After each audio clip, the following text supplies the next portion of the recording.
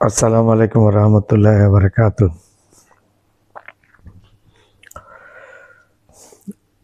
বাংলাদেশ আওয়ামী লীগের ভবিষ্যৎটা কি? বাংলাদেশ আওয়ামী লীগের অবস্থা কি পাকিস্তান আমলে মুসলিম লীগের মতো হতে যাচ্ছে, অথবা এদের স্বাধীন হওয়ার আগে এখানে যে কংগ্রেস ছিল ওই কংগ্রেসের পরিণতি বরণ করতে যাচ্ছে? সেটা একটা বিবেচ্য বিষয়। একটু আলাপ করি, চিন্তা ভাবনা একটু করি, দেখি।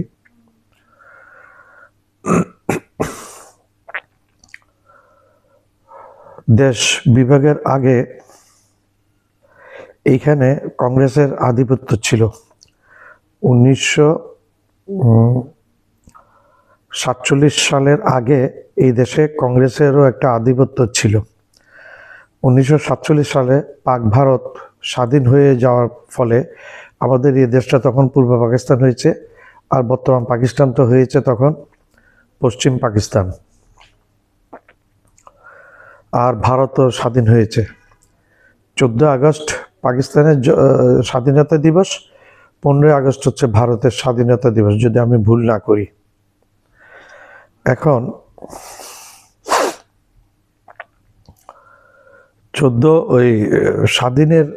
1947 সালের আগে পর্যন্ত এই দেশে কংগ্রেসের একটা আধিপত্য ছিল, যেটা দেশ বিভাগের পরে স্বাধীন হয়ে যাওয়ার পরে, এটা পূর্ব পাকিস্তান হয়ে যাওয়ার পরে কংগ্রেস এখানে বিলুপ্ত হয়ে গেছে, আর কংগ্রেসের অস্তিত্ব ছিল না। তখন থেকে কিন্তু মুসলিম লীগের একটা আধিপত্য ছিল এখানে। মুসলিম লীগটা 1971 সালে স্বাধীন হওয়ার আগে পর্যন্ত মুসলিম লীগের একটা আধিপত্য ছিল এই ইস্ট পাকিস্তানে, তৎকালীন ইস্ট পাকিস্তানে। তখন এক পর্যায়ে মুসলিম লীগ গিয়ে 71-70 নির্বাচনে আওয়ামী লীগ সংখ্যাগরিষ্ঠ আসন পেল। 300 আসনের মধ্যে 297টা আসন পেয়েছে আওয়ামী লীগ, আর 3টা আসন পায়নি এই পার্বত্য চট্টগ্রামের। তখন কিন্তু ওই সময় শেষের দিকে পাকিস্তানের, ইস্ট পাকিস্তানের মেয়াদের আমাদের এখানে শেষের দিকে মুসলিম লীগের অবস্থা একেবারে সঙ্গীন হয়ে গেছে। তখনকার মুসলিম লীগের মতো অনেকটা মনে হচ্ছে আওয়ামী লীগ সেই দিকে পথে পথে হাঁটছে সেই দিকের। এখন তো এই দেশে কোনো মুসলিম লীগের নামগন্ধ নেই আমাদের দেশে। অনেকে চিনবে না, ইয়াং জেনারেশনকে বলবে যে এটা আবার কোন দল, এইটাই বলবে। তো এখন 1971 থেকে স্বাধীন হওয়া, 16 ডিসেম্বর স্বাধীন হওয়ার পর থেকে 73 সাল পর্যন্ত আওয়ামী লীগ ছিল, অস্তিত্ব ছিল এখানে আওয়ামী লীগের। এরপরে বাকশাল সৃষ্টি করেছে শেখ মুজিবুর রহমান। তখন আওয়ামী লীগ বিলুপ্ত হয়ে গেল, বাকশাল সৃষ্টি হল। এরপরে গিয়ে আবার জিয়াউর রহমান যখন বহুদলীয় কায়েম করলো, তখন শেখ হাসিনা আসলো ভারত থেকে 9 বছর না 6 বছর, আমার খেয়াল পড়ছে না, দুইটার মধ্যে একটা হবে। এই প্রবাস জীবন কাটিয়ে এই দেশে আসলো। তখন জিয়াউর রহমান, শেখ মুজিব যে বহুদলীয় গণতন্ত্রকে ধ্বংস করে, কুঠার আঘাত করে বাকশাল একদলীয় একনায়কতন্ত্র, ফ্যাসিবাদ সৃষ্টি করেছিল। জিয়াউর রহমান এসে বহুদলীয় গণতন্ত্র দিয়েছিল। আবার এই সেই জিয়াউর রহমান বহুদলীয় গণতন্ত্র দেওয়ার ফলে আওয়ামী লীগ আবার নাম দিয়ে আওয়ামী লীগ রাজনীতি করার সুযোগ পেয়েছে এখানে। ওই সময় আওয়ামী লীগও দাঁড়িয়েছিল ভোটের মধ্যে। দ্যাট মিনস শেখ মুজিব আওয়ামী লীগের মৃত্যুদাতা। আওয়ামী লীগকে ধ্বংস করেছে শেখ মুজিবুর রহমান। পরোক্ষভাবে জিয়াউর রহমান আবার উজ্জীবিত করেছিল ওই বহুদলীয় গণতন্ত্র দেওয়ার ফলে আওয়ামী লীগ উজ্জীবিত হয়েছে। তখনকার নেতা ছিল আব্দুল মালেক উকিল ছিল, তারপর মিজানুর রহমান ছিল, এইগুলা। তখন আবার এক বাকশালও কিছুটা ছিল। কিন্তু এই বহুদলীয় গণতন্ত্র আসার ফলে 2008 সালে ইলেকশন হলো, তখন আওয়ামী লীগ ক্ষমতায় আসলো। আওয়ামী লীগ ক্ষমতায় আসার পরে 5 বছর ছিল, তখন বহুদলীয় গণতন্ত্র ছিল। এর আগে দিয়ে খালেদা জিয়া ছিল, বিএনপি ক্ষমতায় ছিল। এরপরে হাসিনা আসছিল, 5 বছর ছিল। এরপরে বেগম খালেদা জিয়া 5 বছর ছিল। এরপরে আবার হাসিনা আসলো।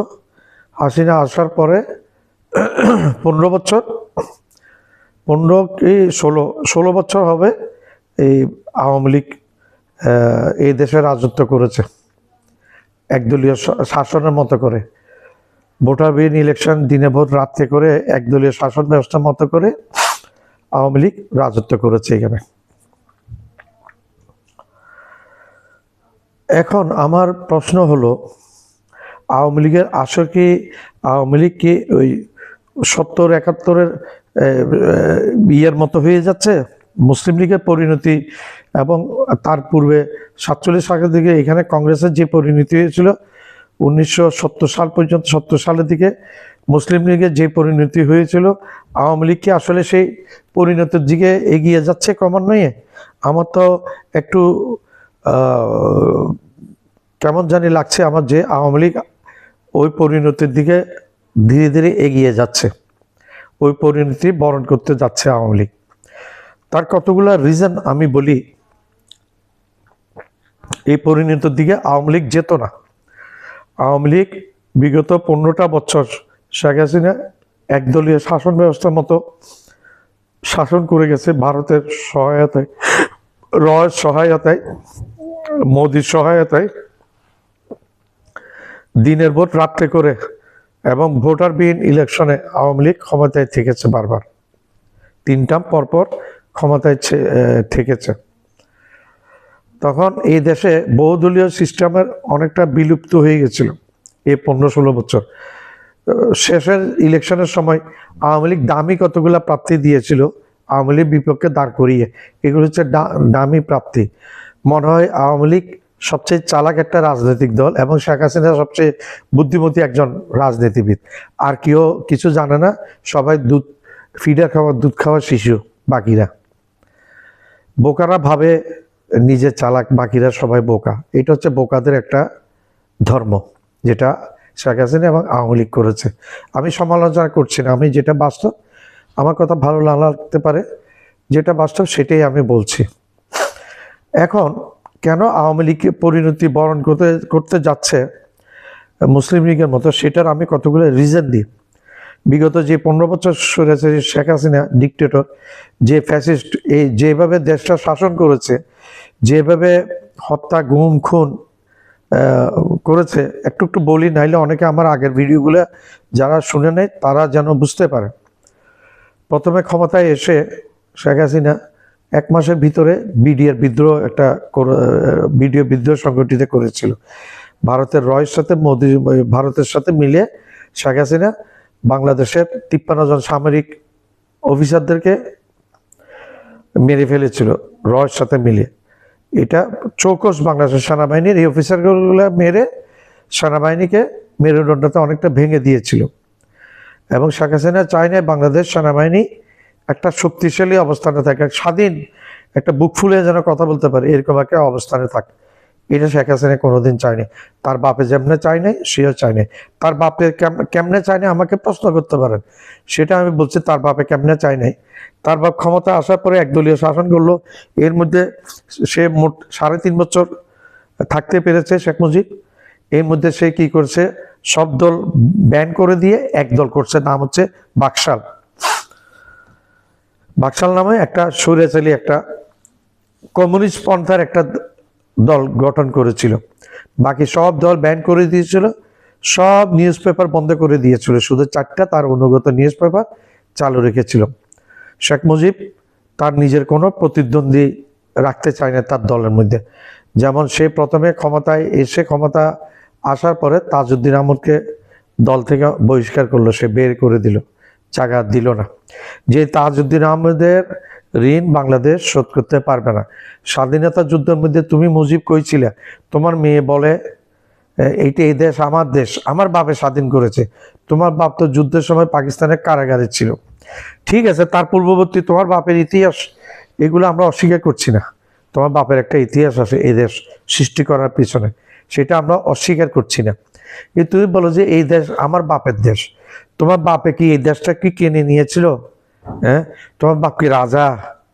হ্যাঁ, তোমার বাপের এই দেশ বলো, সবার দেশ, একটা ফকিরেরও দেশ, এটা একটা ভিক্ষুকের দেশ, এটা একটা পয়সাওয়ালার দেশ, একটা মধ্যবর্তী শ্রেণীর দেশ, একটা আমজনতা খেটে খাওয়া মানুষের দেশ, সবার দেশই দেশ। আমি বলতে পারবো না এটা আমার বাপের দেশ, এটা রাজতন্ত্র না, এটা গণপ্রজাতন্ত্রী। এই দেশের নামটা কি? গণপ্রজাতন্ত্রী বাংলাদেশ সরকার। সরকারের নাম হচ্ছে। তোমার বাপ কেমন হইলো? তোমার বাপ কি স্বাধীনতার যুদ্ধ করছে? করে নাই। তোমার বাপ ছিল পাকিস্তানের কারাগারে, পাকিস্তানের সৈন্য ধরে নিয়ে গেছিল ওয়েস্ট পাকিস্তানে, তখনকার ওয়েস্ট পাকিস্তানে, বর্তমান পাকিস্তানে। তোমার বাপ ছিল পাকিস্তানের কারাগারে। তোমার বাপ কেমনে স্বাধীন করলো? স্বাধীন করেছে জিও রহমান। জিও রহমানরা 7টা সেক্টরের কমান্ডার ছিল। জিও রহমান জেট ফোর্সের কমান্ডার ছিল, যুদ্ধ করেছে জিও রহমানরা। তোমার বাপে এসে পরে জিও রহমানকে একটা পদক দিয়েছিল, বীর উত্তম, না বীর উত্তম দিয়েছিল। আর তুমি এসে গত 3 বছর আগে সেই বীর উত্তম, সেই খেতাবটা জিও রহমানের যে খেতাবটা তোমার বাপে দিয়েছিল, তুমি সেই খেতাবটা উঠে নিয়ে গেছে। তোমার বাপ যেমন রাজনীতিবিদদেরকে, যারা একটু মাথা তুলে কথা বলবে, এদেরকে পছন্দ করে না, এদেরকে পছন্দ সহ্য করতে পারতো না। তাজউদ্দিন আহমদকে ছিল প্রধানমন্ত্রী, তোমার বাপ প্রধানমন্ত্রীর জায়গা দখল করে পরে আবার প্রেসিডেন্সিয়াল সিস্টেম করলো। প্রধানমন্ত্রী জায়গা দখল করে তাজউদ্দিনকে সরিয়ে, পরে ওই শহীদ নজরুল ছিল প্রেসিডেন্ট, ওনাকে সরিয়ে দিয়ে করেছে আবু সাইদ চৌধুরীকে, একটা অখ্যাত মানুষকে। আমি অখ্যাত মানুষ এই জন্য বলবো, আবু সাইদ চৌধুরী মুক্তিযুদ্ধ হলো তখন ওই ধরনের কোনো নাম ছিল না তার। যেটা 4 নেতার নাম ছিল, তাজউদ্দিন আহমদ, সৈয়দ নজরুল ইসলাম, ক্যাপ্টেন মনসুর আলী, কামরুজ্জামান, এই 4 জনের একটা নাম ছিল, যেটা ওই পর্যায়ে তো শহীদ প্রেসিডেন্ট যাকে বানাইছে আবু সাইদ চৌধুরী বিচারপতি, ওনার ওইরকম ইয়ে ছিল না। যে 4 জনকে মারা হয়েছে ইয়ের মধ্যে, জেলের ভিতরে, এই 4 জনকে তোমার বাবা এই প্রথমে তাজউদ্দিনকে সরাইছে প্রধানমন্ত্রী হয়ে, এরপরে তোমার বাবা হয়েছে প্রেসিডেন্ট, তোমার বাবা কামরুজ ইয়েকে শহীদ নজরুল ইসলামকে সরিয়ে তোমার বাবা হয়েছে, বাবা বসেছে এই আবু সাইদ চৌধুরীকে বিচারপতি, আবু সাইদ চৌধুরীকে প্রেসিডেন্ট। সবগুলা মানে যারা খাটছে এই দেশের জন্য, এই দেশের স্বাধীনতার যুদ্ধের জন্য, যেই 4টা নেতা মেইন কি পয়েন্টে ছিল, এর মধ্যে তাজউদ্দিন আহমদ হচ্ছে সর্বশ্রেষ্ঠ। সেই তাজউদ্দিন আহমদকে প্রথমে সরিয়েছে তোমার বাবা। কাকে জায়গা দিয়েছে? খন্দকার মোস্তাককে বুকে টেনেছে, তাজউদ্দিন আহমদকে সরিয়ে দিয়েছে। আমি মিথ্যা বললে এটা ইতিহাস গাওয়া, ইতিহাসে সাক্ষী দিবে আমার কথা যদি মিথ্যা হয়। जुल्फिकार अली भुट्टो ওই সময় স্বাধীনের আগে বলতো, मुझको को हम नहीं घबराता, मुझको को हम इतना नहीं घबराता, लेकिन हम सोचते उसको बारे में जो मुझको को पीछे नाटा एक आदमी फाइल लेके खड़ा होता, वो ताजुद्दीन, उसको हम काउंट करता, वो बहुत दिमाग वाला आदमी है। जुल्फिकार अली भुट्टो বলছে যে আমি শেখ মুজিবকে তেমন ইয়ে দিতাম না, আমি দিজে শেখ মুজিবের পিছনে একটা বেটে করে লোক তাজউদ্দিন একটা ফাইল নিয়ে থাকে, তাকে আমি একটু ইয়ের চোখে দেখি, তাকে আমি মেইন ইয়ে করি, বুদ্ধিমান মানুষ। এটা জুলফিকার আলী ভুট্টোর, পাকিস্তানের প্রধানমন্ত্রী, সাবেক প্রধানমন্ত্রী, ফাঁসিতে নিহত জুলফিকার আলী ভুট্টোর উক্তি। সাবেক প্রধানমন্ত্রী বেনজির ভুট্টোর বাপ। তারপর সাবেক প্রধানমন্ত্রী জাদ্দারি, আসিফ আলী জাদ্দারির শ্বশুর এই জুলফিকার আলী ভুট্টো। পাকিস্তান পিপলস পার্টির প্রধান ছিল জুলফিকার আলী ভুট্টো। এই বাংলাদেশ স্বাধীন হওয়ার পিছনে, এই বাংলাদেশে গণহত্যা, 25শে মার্চে গণহত্যার অন্যতম নায়ক এই জুলফিকার আলী ভুট্টো। প্রেসিডেন্ট আইয়ুব খানকে ইয়ে করে, আইয়ুব খানকে সরিয়ে ইয়া খানকে বসলো, এই দুজনকে মিসগাইড করেছে জুলফিকার আলী ভুট্টো। তাইলে ওদেরকে যদি একটু গাইড দিত, তাইলে শেখ মুজিব ক্ষমতায় আসার কথা। আর ইস্ট পাকিস্তান ওয়েস্ট পাকিস্তান মিলিয়ে সংসদীয় আসনের মধ্যে শেখ মুজিবের সংখ্যা, আসন পাওয়া অনেক বেশি।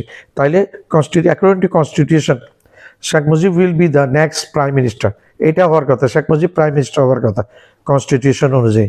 কিন্তু সেটা নটোরিয়াস জুলফিকার আলী ভুট্টো এটা হতে দেয় না, যার সে একটা পাপী, তার পাপের পরিণাম সে বহন করেছে। সে তার নিয়োগ করা সেনাপ্রধান তিনজনকে ডিঙ্গিয়ে সেনাপ্রধান বানিয়েছিল জেনারেল জিয়াউল হককে। সেই জিয়াউল হক প্রেসিডেন্ট হয়ে জুলফিকার আলী ভুট্টোকে ফাঁসিতে ঝুলিয়েছে, বলছে এই বেজন্মাকে ফাঁসিতে ঝুলাবো। এটা বলছে এই পাকিস্তানের সাবেক প্রেসিডেন্ট জেনারেল জিয়াউল হক। আবার জিয়া বললে একটা কনফিউশন, আমাদেরও তো জেনারেল জিয়া প্রেসিডেন্ট ছিলেন, পাকিস্তানেও জেনারেল জিয়ার প্রেসিডেন্ট, উনি জিয়াউল হক। আর আমাদেরটা হচ্ছে মরহুম রাষ্ট্রপতি, শহীদ রাষ্ট্রপতি জিয়াউর রহমান। এই জিয়াউর রহমান মানুষের বাংলাদেশে একজন শ্রদ্ধার পাত্র। উনি আসলে একজন দেশপ্রেমিক ছিলেন, এটা আমি একটু ভিন্ন দিকে চলে গেছি কথা বলতে গিয়ে। উনি একজন শ্রদ্ধার পাত্র, এই জিয়াউল হক, জিয়াউর রহমান শহীদ রাষ্ট্রপতি, সাবেক প্রধানমন্ত্রী, 3 বারের প্রধানমন্ত্রী, দেশনেত্রী এবং মানুষের ভালোবাসার পাত্রী বেগম খালেদা জিয়ার হাজব্যান্ড, বর্তমান বিএনপির অ্যাক্টিং প্রেসিডেন্ট তারেক জিয়ার পিতা উনি। তো যেটা বলছিলাম, তখন এই শেখ হাসিনা এই গত 15 বছরে প্রথমে হত্যাকাণ্ড করলো, বিডিআর হত্যাকাণ্ড, অনেকগুলা আর্মি অফিসার মেরে ফেলে, 56 জনের মতো আর্মি অফিসার, 53 হইতে 56, যে দুইটার মধ্যে একটা হবে। এরপরে এই হেফাজতের আন্দোলনটা দমাতে গিয়ে গণহারে হুজুরদেরকে মেরেছে, গুম করেছে, লাশ পুড়িয়েছে, লাশ গায়েব করে ফেলেছে, অনেক হুজুরদেরকে, মাদ্রাসার হুজুরদেরকে মেরে ফেলেছে শেখ হাসিনা। তার দোনো হাতে এবং শরীরে শুধু রক্তের দাগ, মানুষ হত্যার দাগ। এরপরে সে করলো প্রচণ্ড এক গণহত্যা এই জুলাই এবং আগস্টের মধ্যে, এই বছরের, এটা আমি এখন যখন বলছি, আজকে এটা 23 তারিখ, নভেম্বরের 23 তারিখ আজকে, এই বছরের জুলাই এবং আগস্টের আমি গণহত্যার কথা বলছি। ছাত্র জনতার প্রবল আন্দোলনকে গুলির মাধ্যমে সে স্তম্ভিত করতে চেয়েছে। এখানে মারা গেছে প্রায় 1,500 হইতে 2,000-এর উপর ছাত্র জনতা মারা গেছে। শিশুরা পর্যন্ত শেখ হাসিনার থেকে রেহাই পায়নি। তো শেখ হাসিনার কথা বাদেই দিলাম, শেখ হাসিনা এখন 74-75 বছর বয়স হয়েছে। আগামী 10 বছর শেখ হাসিনার কোনো সম্ভাবনা নেই। আগামী 10 বছর পরে যদি ধরলাম শেখ হাসিনা আগামী 10 বছর পরে একটা অবস্থানে আসবে, কেমনে আসবে? তারপরে আমরা কথা চলে ধরলাম আসে তখন বয়স হবে 84-85 বছর বয়স। বয়সের একটা ফ্যাক্টর আছে। তখন শেখ হাসিনা এই 10 বছর গ্যাপ হয়ে গেলে শেখ হাসিনার গ্রহণযোগ্যতা আর থাকবে না। এখন তো নাই গ্রহণযোগ্যতা, বাংলাদেশ আওয়ামী লীগের গ্রহণযোগ্যতা নাই, শেখ হাসিনার গ্রহণযোগ্যতা শূন্যের কোটায় আছে। এখন সে আসামি, মানুষ খুনের আসামি, পলাতক প্রধানমন্ত্রী, স্বৈরাচারী ডিক্টেটর, পলাতক একজন প্রধানমন্ত্রী, মানুষ খুনের আসামি এই শেখ হাসিনা। তো এই যে মানুষের অন্তর থেকে যায় না, যারা পিতাকে হারিয়েছে, যারা সন্তানকে হারিয়েছে, যারা দুগ্ধপোষ্য শিশু পর্যন্ত শেখ হাসিনার কাছ থেকে নিষ্কৃতি পায়নি, রেহাই পায়নি। হেলিকপ্টার থেকে কিভাবে প্রধানমন্ত্রী গুলির নির্দেশ দেয়, হেলিকপ্টার থেকে কেমনে গুলি করে, সব কিছু করার পরে সে বলে আহাম্মকের মতো, কত বড় আহাম্মক দেখা, বলে আমার কি দোষ, আমাকে কেন চলে যেতে, আমার দোষটা কি? আরে তুমি যদি তোমার দোষ না বুঝো, সারা দুনিয়া তোমার দোষটা বুঝছে, একটা দুগ্ধ শিশু তোমার দোষ বুঝে, তুমি যে তোমার দোষটা বুঝলে না, ঠিক আছে না? আর তোমাকে দিয়ে কি, তুমি আসলে একটা ওই সাইকোপ্যাথ বলেছে, সাইকোপ্যাথ, তুমি মেন্টাল একটা খুনি। তোমার জন্য কারাগার রেডি করে রেখেছে, আদালত রেডি আছে, তোমাকে তোমার ভারতের কাছে তোমাকে চাইবে, যদি না দেয় তখন ভারতের, ডক্টর ইউনূস সাহেব বলেছেন যদি না দেওয়া হয় তাহলে ভারতের সাথে সম্পর্ক একটা স্টেজে চলে যাবে বাংলাদেশে।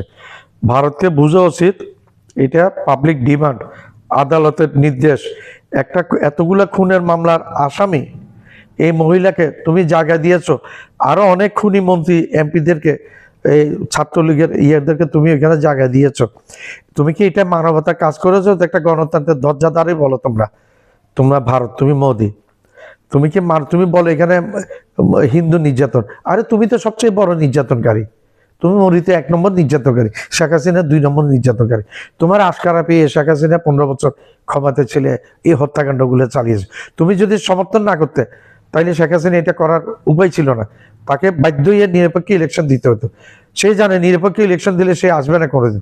এই দেশের মানুষ ওই মহিলারা পছন্দ করে না, যে মহিলা মুখের ভাষা কটু, খারাপ, বিশ্রীভাবে কথা বলে, ডক্টর ইউনূস সাহেব কীভাবে পরশুদিন সম্মান করে খালেদা জিয়াকে দেশনেত্রীকে নিয়ে গেছেন। সম্মান দিলে সম্মান আল্লাহ রাখে, ওই জন্য ডক্টর ইউনূস সাহেবকে সম্মান দিয়েছেন বেগম খালেদা জিয়া।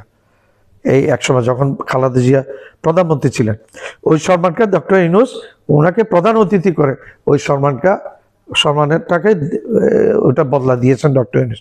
আমি গর্বিত আজকে ওই সাবেক তিনবারের প্রধানমন্ত্রীকে আমরা আমন্ত্রণ করে আনতে পেরেছি এখানে। উনি শত অসুস্থতার মধ্যেও এইখানে উপস্থিত হয়েছেন। আমরা গর্বিত, আমরা আজকে খুব আনন্দ বোধ করছি যে ডক্টর ইউনূস সাহেবের, আমরা তো ডক্টর ইউনূস সাহেবের পিছনে লেগে থাকি। আরে ভাই, ওই লোকটা কি দেশে ক্ষতি করছে? আপনারা দেখেন এই সংক্ষিপ্ত 2-3 মাসের মধ্যে কতগুলো পদক্ষেপ সে নিয়েছে। বাংলাদেশে আজ পর্যন্ত কোনো মানুষ নেই, একমাত্র মৌলানা ভাসানী ছাড়া, ভারতের বিরুদ্ধে এরকম শক্ত করে কথা বলার মতো কোনো মানুষ ছিল না। তো যেটা আমি বলতে চাচ্ছি সেটা হচ্ছে, আওয়ামী লীগ ক্ষমতায় আসার সম্ভাবনা নাই। আওয়ামী লীগ কী নিয়ে ক্ষমতায় আসবে? সব তো খুনি, সবগুলো খুনি, সবার কাছে খুনের রক্তের দাগ লেগে গেছে সবার সাথে। কিভাবে আওয়ামী লীগ ক্ষমতায় আসবে? একটা খুন করে, এতগুলো খুন করে, জার্মানে হিটলারের পতনের পরে হিটলারের ওই দলটাকে ওইখানে ব্যান করে দেওয়া হয়েছে। আর অনেক নজির আছে, আতঙ্কবাদী খুনি একটা দলকে ব্যান করা দুনিয়াতে অনেক নজির আছে। এখন আওয়ামী লীগ কীভাবে দাবি করে আওয়ামী লীগ এখানে রাজনীতি করবে? আমার মনে হয় না। আমার তো একটু বয়স হয়েছে, আমার এই অভিজ্ঞতা বয়সে বলে আওয়ামী লীগ আগামী 15 বছর তো নামই নিতে পারবে না, 10-15 বছর। এখনো যেভাবে আওয়ামী লীগ বলে মানুষ যেভাবে ক্ষিপ্ত হয়ে মারা শুরু করে, মাইটটা দেয়। হ্যাঁ, হাসিনা তুমি কত বড় তুমি মুনাফেক। তুমি এই দিন নূর হোসেনের মৃত্যু দিবসের দিন তুমি দলীয় কর্মীদেরকে লেলিয়ে দিয়েছ, আর সবাই 4-5 জন এমন পিটুনি খেয়েছে, পুরুষ এবং মহিলা। তুমি তো ছিলে না, তুমি আগে ভাগে চলে যাবে, তুমি মানুষকে, তোমার কর্মীদেরকে বিপদের মধ্যে ফেলে যাবে। এটা হচ্ছে তোমার নীতি। খালেদা জিয়া যায় নাই, খালেদা জিয়া কারাবরণ করেছে, খালেদা জিয়া, এরশাদ যায় নাই, এরশাদ কারাবরণ করেছে, তাই এরশাদ পরবর্তীতে রাজনীতি করতে পেরেছে। খালেদা জিয়া এখন দেশবরণ্য একজন নেত্রী, উনি বিচক্ষণ, অনেক বেশি বিচক্ষণ খালেদা জিয়া, এটা কোনো তুলনা নেই। তুমি নিজে আওয়ামী লীগটা ধ্বংস করছো, নিজে তো করছো ধ্বংস, আওয়ামী লীগটাকে তুমি ধ্বংস করে দিয়েছো। মৌলানা ভাসানীর দিয়ে সৃষ্টি করা আওয়ামী লীগ তোমার বাপের আগে করছে আওয়ামী লীগ। মৌলানা ভাসানী দিয়ে সৃষ্টি করা আওয়ামী লীগ তুমি শেখ হাসিনা গিয়ে ধ্বংস করেছো। Thank you very much. আসসালামু আলাইকুম ওয়া রাহমাতুল্লাহি ওয়া বারাকাতুহু।